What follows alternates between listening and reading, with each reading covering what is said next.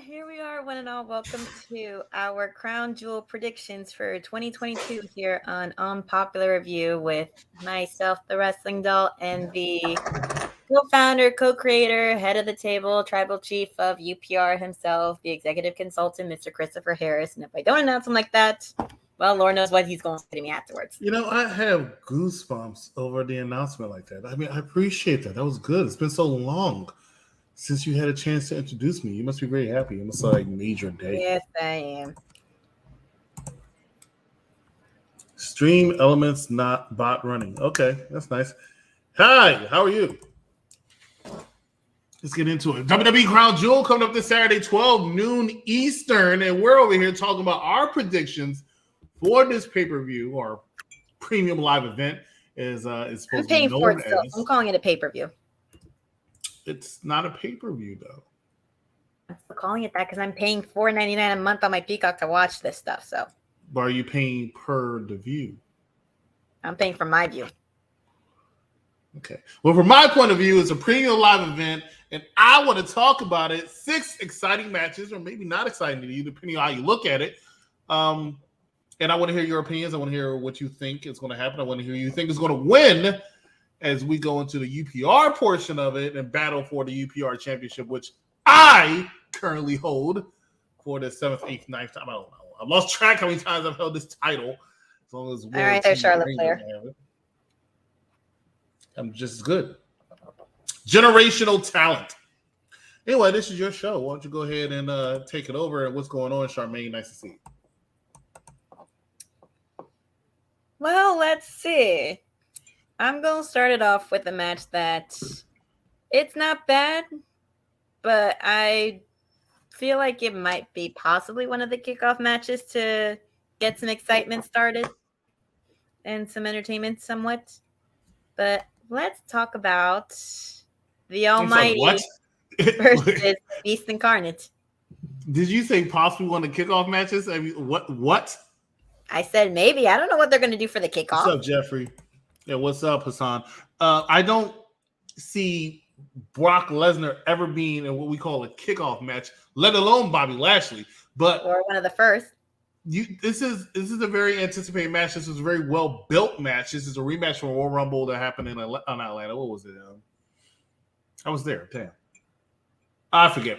St. Louis earlier this year. Not exactly as big as matches we would hope for the one, and then they were supposed to have somewhat of a rematch in the Elimination Chamber, ironically in Saudi Arabia, and it was not to happen. But this is a match that I'm really looking forward to. And you said kickoff match? I said maybe one of the first. I haven't heard that or read that yet, Charmaine. All right, well, go into it. What do you think? What do you think? Well, let's see. With the anticipation and the build-up for everything for this match, I like both. I feel like Lashley might take it some way, somehow again. And I feel like you might do something. I don't know. I feel like you might do something to just take that W. But we never know with the Beast Incarnate, especially with the way he's been attacking Lashley here and there. Correct. These two had a big pull apart. One thing about the Triple H era, I don't care what anybody says, is Triple H does do a lot of the same things. Anybody was talking about Mr. Man. And I'm not a Triple H hater. I think he's done a great job. But nobody's perfect in his 100+ days as being in charge of the creative control of WWE. And one of the things I do not like is the fact that he loves his pull aparts. He loves two wrestlers getting into battles all over the place, and everybody has to come and pull them apart. I think it's done a little too much. Bobby Lashley and Brock Lesnar, of course, had one on Monday. I mean, these two do very well. You think these are the two people that you would want to have a pull apart for, but the Lord knows they, like I said, he tends to have one every single week. They've had one match so far, and Bobby Lashley won that match, albeit with some shenanigans because Roman Reigns did interfere in that match. However, I just don't see, even though Brock Lesnar's taken a lot of L's since coming back to WWE last year, I don't see him losing this match coming up at Crown Jewel on Saturday. I think Bobby Lashley will take the L. I think it's going to be a very physical match. I think Bobby Lashley will get a lot more offense in this match than he did against Brock Lesnar back in January at the Royal Rumble. But in the end, I do see Bobby Lashley taking that L, which is going to make one technician very upset because it's the man. but he's taking the L. Well, we got others that say Lashley. He says that he might not lose over in Saudi because he's over. People that are over in certain places, they still wind up losing in the places they're still over in. So, Facts. let's see. Next up. The build-up for this isn't too bad. They had their match in Extreme Rules, which was, I called it happening the way that it did, but I'm not looking forward to this one too much, only because I feel like I'm getting bored. They gave the W to Karrion because he had Scarlett help and interfere. I feel like McIntyre, he's been getting his revenge, which is great for him. I feel like he might do something or beat him cleanly to get that W, but I don't know. I'm getting kind of bored of this feud, and I just want it to be over. I want one of them to go after Brock to try to attempt to get the belts or a belt from him. I just want one of them to go after him. I don't care who. Maybe Karrion, since he hasn't gone after a belt since he was called up, go and then brought back. All right. So honestly, don't care who wins this one. I just want it to be true, so it's over. I can tell you being quite clear. These two are going to be battling inside a cage to rematch from the strap match they had at Extreme Rules last month. Now, here's the kicker about it. Drew McIntyre, who is one of the top boys, so to speak, in WWE, has taken 2 L's. Now, granted, he's trying to get Karrion Kross over, but he's taken an L in the tremendous match he had with Roman Reigns back at Clash of the Castle. There you go, Clash of the Castle, and then subsequently last month in Philadelphia for Extreme Rules. I don't see him taking another L to Karrion Kross. I think it's possible because it's a case, so you think Drew McIntyre is automatically going to win, and I can see some shenanigans with Scarlett still finds a way to interfere in the match, say up a third one, but I just don't see them doing that to Drew, having him take 3 L's in a row when he's supposed to be such a strong baby face. So my pick is going to be Drew McIntyre. However, once again, do not be surprised if Karrion Kross picks up that victory. I just hope that doesn't happen again, but we never know with WWE sometimes, right? Or AEW or Impact. Well, that's neither here nor there. That's true.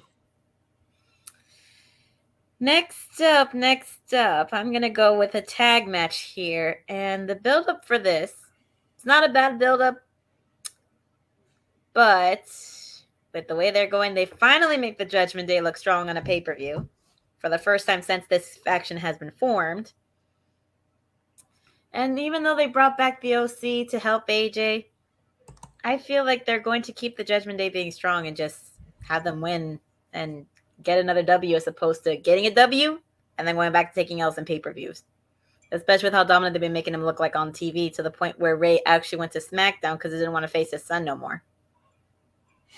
The heat and the build-up to Judgment Day's beginning over the last month and a half, 2 months, has been very, very well done compared to how they were when they first kicked Edge out. And everybody's like, they're deteriorating, they're declining.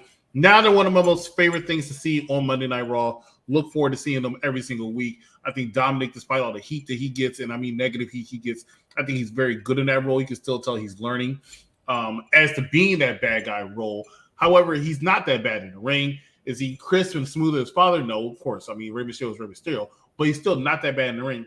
And they help him, and he's getting mentored by other people. I think him being separated from Rey is actually helping him in the fact they're not going with that feud. They're going to go back to that feud eventually. But right now, I think it's very good that they're not going that way. Now, that being said, I think the wild card in this particular match, just like the cage was in the last one, the wild card in this match is who is going to, so to speak, Rhea, but who's going to be out there to help the OC? Who are they bringing out to help? Because if it's an Emma-like character, no offense to Emma, I was always a fan of her, but I think the return fell flat. If it's an Emma-like character, definitely OC's going to take the L because she's not strong enough to defeat Rhea Ripley in that sense. However, if it's a Charlotte, which is also a rumor, coming over to Saudi Arabia, I can see OC picking up that victory because Charlotte, it has time for Rhea Ripley. Not saying that's the direction they're going to go. You know they're not going to go Beth Phoenix because that's going to be in-game, so to speak. Beth Phoenix and Rhea Ripley, so to speak, because I still think Rhea is going to be the person to somewhat possibly be a threat to Bianca Belair. But in the meantime, if Beth and Rhea have to go at it, it's a tough call. I think the wild card is what woman is going to be outside, and I just don't see it being somebody as big as Charlotte Flair. I'm going to have to go with Rhea Ripley and the Judgment Day to pick up this victory coming up on Saturday. I mean, I've heard there's a possibility they might bring somebody from SmackDown to come over and help them out. That isn't Emma. I did see something about Mia Yim also, Charmaine. I don't see that happening, as I think Mia will try to stay by her man in AEW or around there, that area, so to speak. No, I read that she wanted to keep that separate from her and her husband as far as like work space. One of the problems I had with Triple H, I'll say this again, is he brings too many people back. I know it got a lot of heat off of it. I didn't disagree with all those terminations that WWE did in the last 2 years. They were overcrowded. They were overpopulated. They needed to lose people. They had so many people in the back not doing anything. Now Triple H is bringing all these people back and only firing 4 people that nobody knew off the top of their head. You have to understand it has to add up. You're going to have too many characters that are not doing anything with TV. And just like AEW does all these vignettes and backstage segments, now you're doing all these vignettes also. You don't have time for all these people. You don't have space. There's no reason to bring back some of these characters. There was no reason to bring back Emma. There's no reason to bring back Mia Yim. I'm sorry. They are too overcrowded. Even in the women's division on Raw and SmackDown, you don't have space for her. People were happy to see Candice LeRae back. What realistically can she do? Absolutely nothing. She can't do nothing against an Alexa Bliss or Bianca Belair or Charlotte Flair or Bayley. It's just you're not. They might respect you, but you're not going to walk out and be believably a Raw champion. Which is why I think, honestly speaking, Io Shirai and Dakota Kai, or Io Sky and Dakota Kai, lost those tag team titles this past Monday. Exactly. But NXT had the largest women's division in wrestling. If you believe it or not, they do. But the problem is none of them are really that big, which is why Mandy Rose has been champion for a year. Raquel can help out the OC. Raquel Gonzalez, yeah, but it will still fall flat. Yeah, and speaking of women, let's go for something that's going to be quite a show over in Crown Jewel. Bianca Belair versus Bayley for the Raw Women's Championship in a last woman standing match.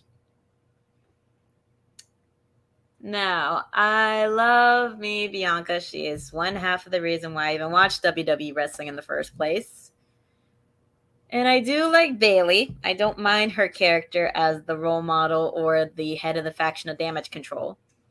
This one is going to be a tough call, but I feel like they might give Bayley the W on this one because of how sneaky and conniving she can be. And they might have her faction come out and help. That is, if they're not too tired from trying to defeat Alexa Bliss and Asuka and Crown Jewel for their belts back. But I do love Bianca and I want her to win, but I feel like Bayley might do something to win.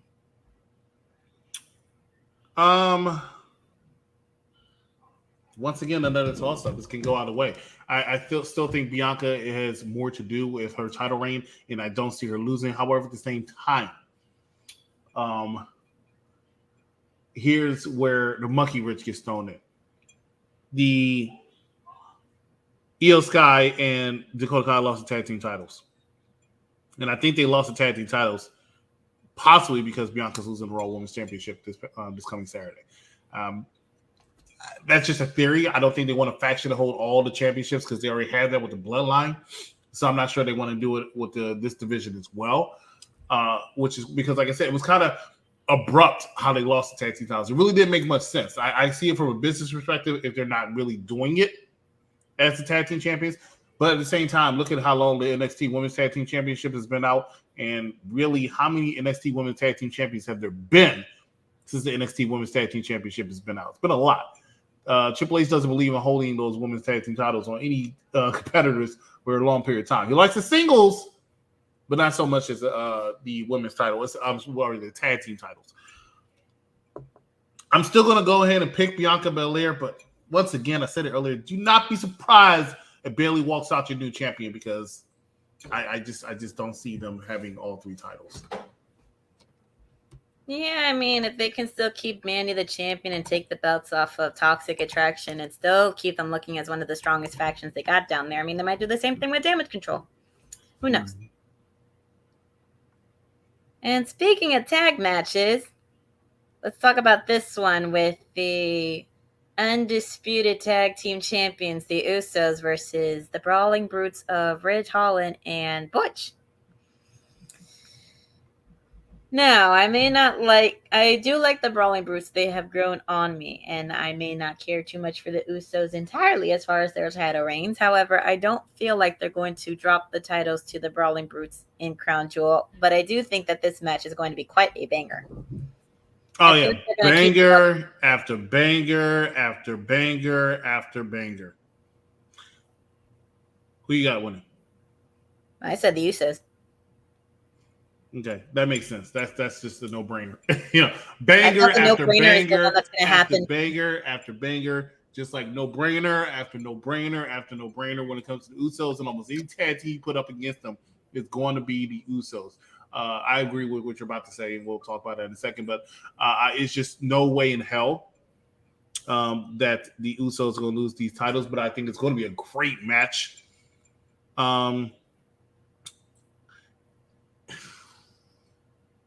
I just hope, in-game wise, this leads to Sheamus and Roman, which I never wanted to see before. They used to feud a long time ago. Actually, the Survivor Series you're watching is a big pivotal moment of their feud.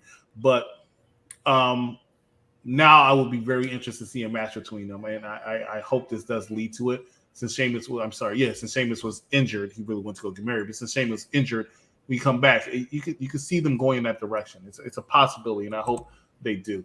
The Usos, no brainer. Do you think Sammy might let the Usos lose the match? No, Sammy won't. He might not make it anyway. Sammy won't be there. Sammy won't be there anyway. Go ahead.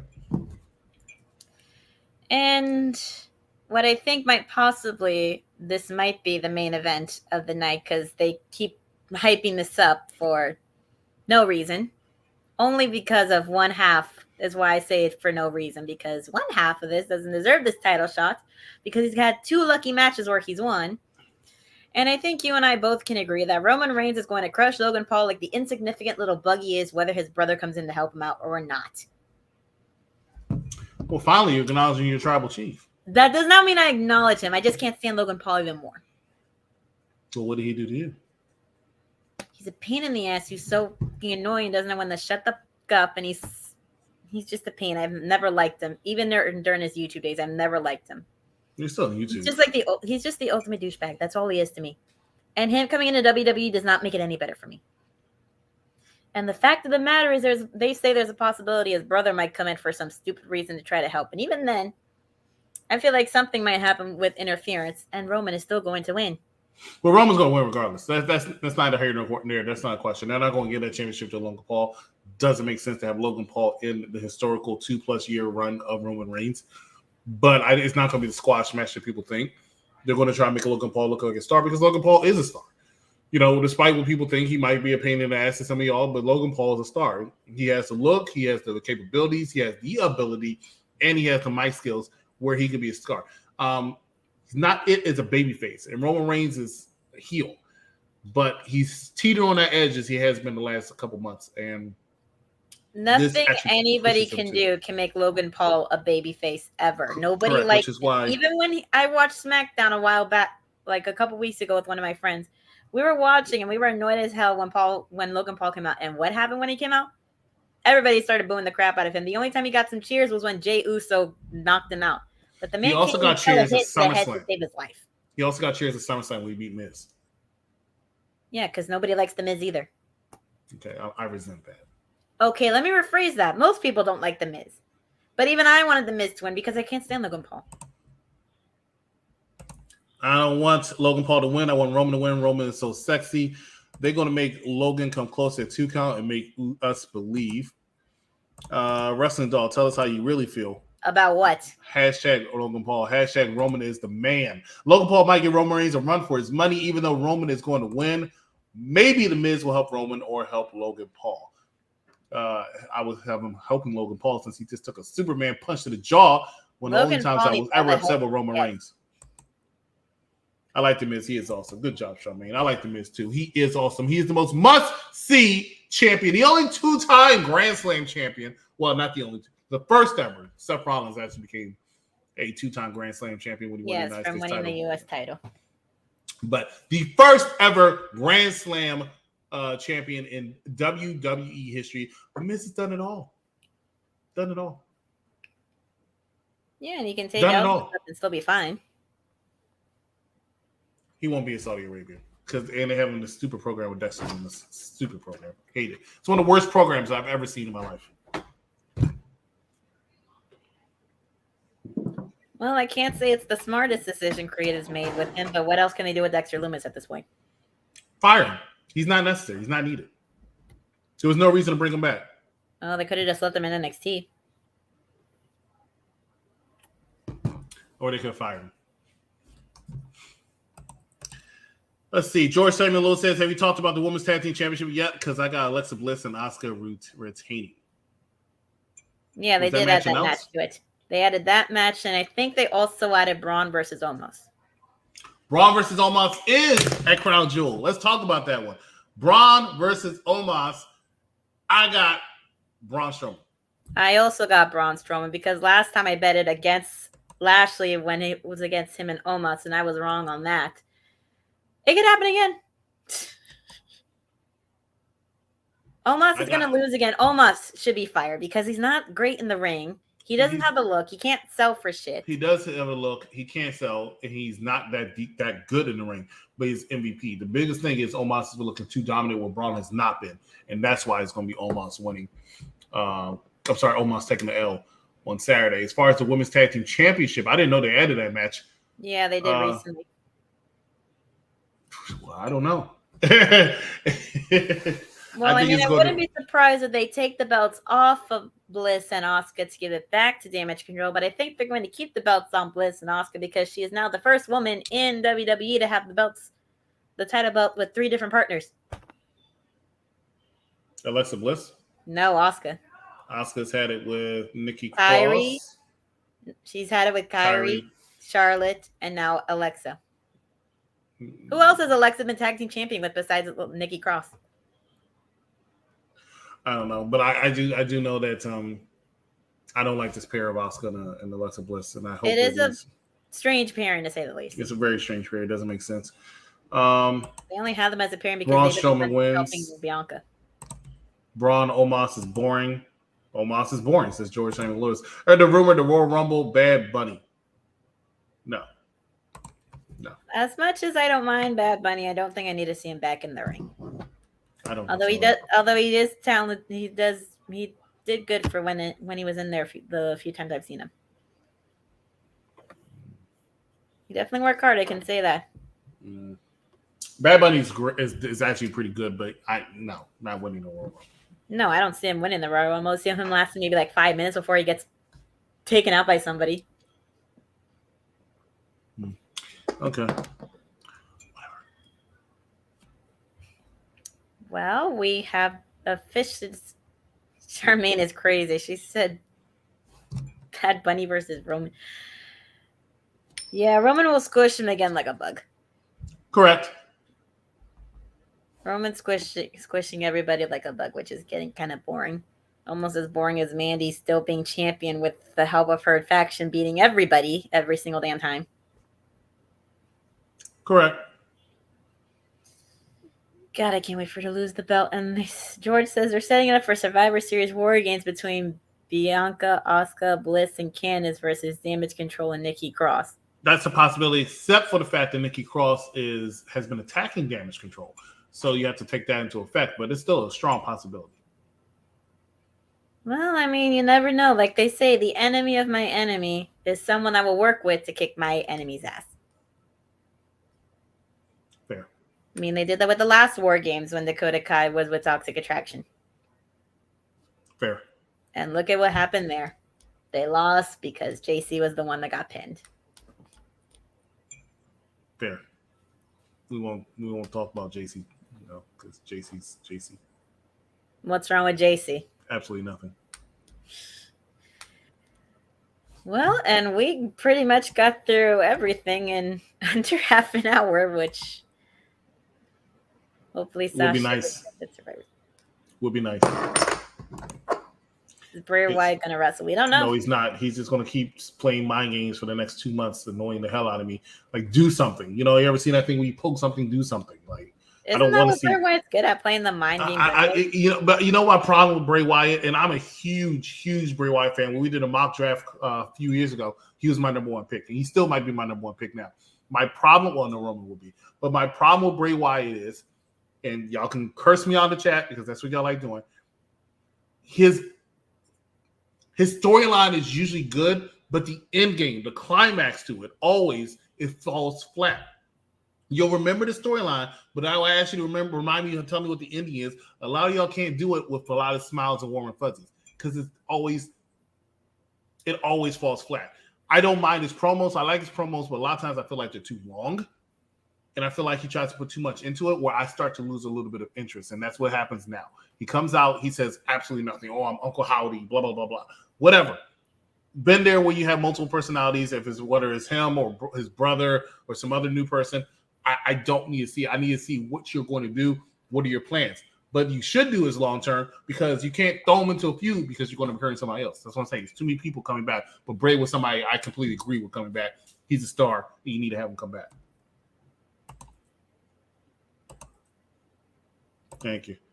I'm glad Bray Wyatt's back, but we need to see more. See, that's what I'm saying. We need to see more. I need to see more than him just coming out. And speaking of cryptotones, he's been doing that for years.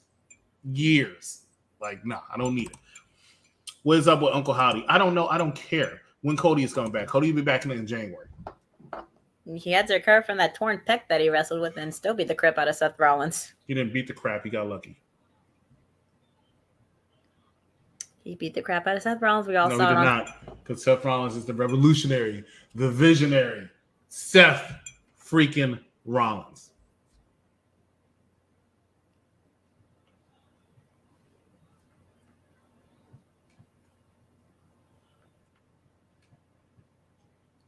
Are you done playing his intro music in your head now? Yeah, I started to play it out right now, but I don't want to get flagged. And on that note, we have officially discussed everything that is going to be happening in Crown Jewel. And we shall find out what is going to happen Saturday once it plays out at 12 in the afternoon. Later for some, earlier for others, depending on where in the world y'all are at and if y'all have Peacock or not. I am the Wrestling Doll. This is the Executive Consultant. And we shall be back most likely on Sunday morning or Sunday afternoon to discuss everything that happened that day. And Sunday afternoon, I'll be at as will I. Yeah, that's what I thought. So we have to discuss another time. Speaking of which, you going to be there Saturday? Yes. Cool. All right, then. Take us home. All right. And with that, we wish everybody a good night and enjoy your Thursday nights. Enjoy tomorrow night and enjoy Crown Jewel Saturday afternoon if you are lucky enough to be able to watch it live when it happens.